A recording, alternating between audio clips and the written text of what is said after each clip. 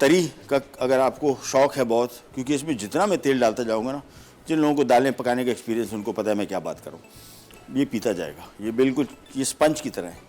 तो तरी जो है इसमें अगर आप शौकीन हैं और आप चाह रहे हैं कि इसमें तरी ऊपर आके दिखे, तो एक तो तरीका है कि दाल पका के छोड़ दें 1-1.5 घंटा, छोड़ेंगे तो तेल छोड़ेगा ऊपर। अगर आपने ताज़ा दाल उसी टाइम पकाई है तो वो तरी आपको कभी भी नज़र नहीं आएगी। बाज़ार की तभी हम बात कर रहे थे ब्रेक में भी कि जो माश की दाल मैंने खाई थी बहुत मज़े की, लेकिन ऐसा हाल था कि मैंने प्लेट टिल्ट करके टेढ़ी करके मैं खा रहा था, क्योंकि घी तय मतलब बह जा रहा था पूरा।